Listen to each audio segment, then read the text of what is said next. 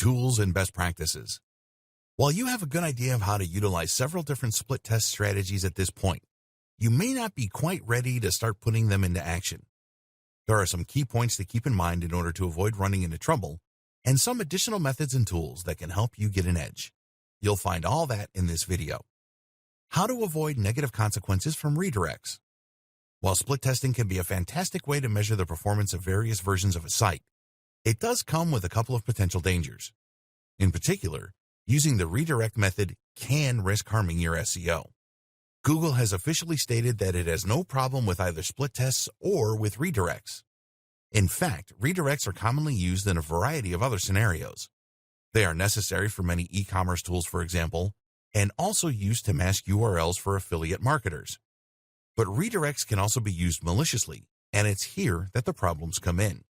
Cloaking is a technique used by some developers in order to effectively trick users into going to a different page. So, for example, you might create a website that provides free, valuable fitness information. Over time, you build that site to be highly successful, and you begin to rank in the top for how to lose weight. Nice! But rather than be happy with that and monetize it in an honest and fair way, you instead decide to use a redirect to start sending all your visitors to an affiliate product and raking in the cash. It's an obvious strategy, but one that Google can have a hard time spotting if you use a PHP redirect. Of course, Google does usually cotton on, and at that point you will see your page and probably your entire website de-indexed. This is what Google doesn't want to see.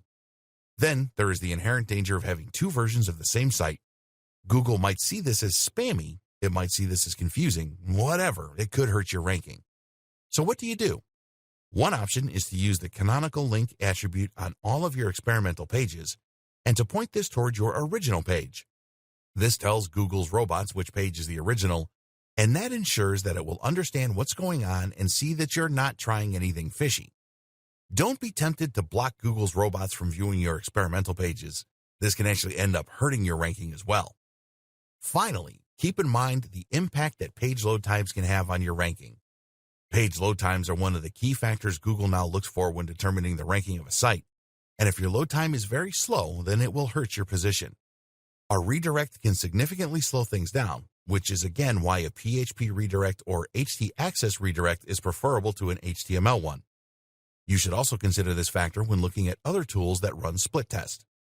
Using a developer. Is all of this sounding a little complicated at this point? And don't worry. For the vast majority of business owners, the best option will be simply to use the matched pages test. Take two groups of pages, make a few changes to one, and then monitor their performance over time. Use forecasts for their behavior, and see which pages outperform their predictions and which don't. If you want to check for significance, then you can run a chi test. If you still find that notion a little confusing and you don't know how to do things like tracking the position of your website on Google, or if you want to get more advanced by comparing pages using a redirect, then you have another option: hire a developer or a marketer to handle the process for you.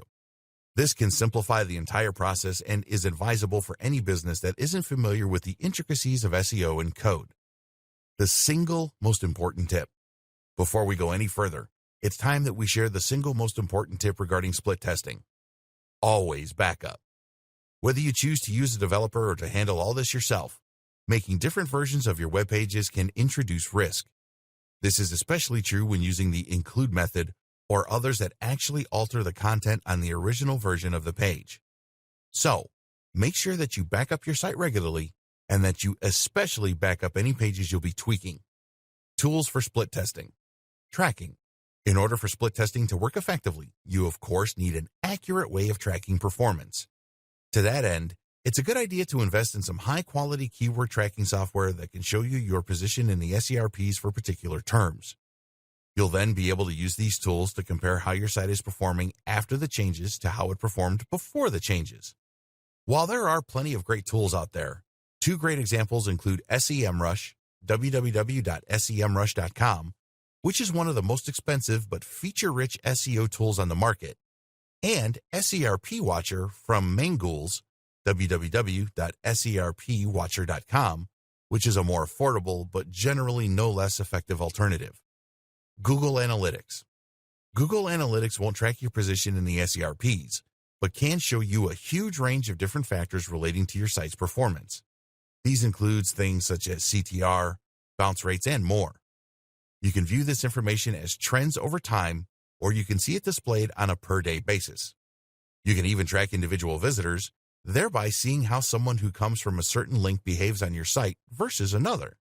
This would, in theory, allow you to create lots of different split tests on the fly, simply by dividing your data into categories and comparing.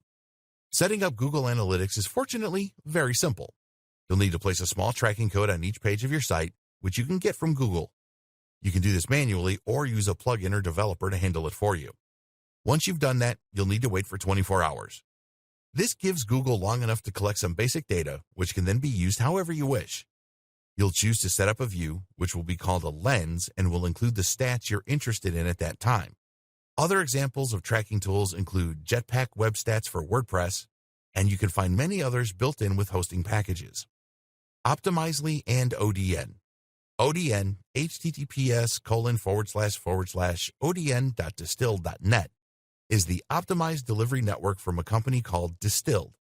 This is a tool that allows you to much more easily utilize split testing for your site by grouping different versions of web pages. You'll first deploy the system in front of your website and will then interact with a CMS in order to group your pages and make minor differences that you hope to impact positively on your ranking. ODN makes it much simpler to measure how changes impact on your SEO, but keep in mind that this tool in particular will aim to change 50% of the pages on your site. As we've discussed previously, this might actually be a little more than is optimal for most applications. That said, ODN is one of the best options for those that want to get started with split testing but don't want to tinker with their own website or hire a developer. If you are measuring something other than ranking, such as the time spent on a website, conversion rates, or anything else, then another great option is called Optimizely, www.optimizely.com. Optimizely will work by using the redirect method, but won't hurt your rankings thanks to the canonical tag and the fast redirect speeds. Neither of these tools are free, but in theory, they can pay for themselves. If you're interested in split testing and want to make your life as simple as possible, then try them out.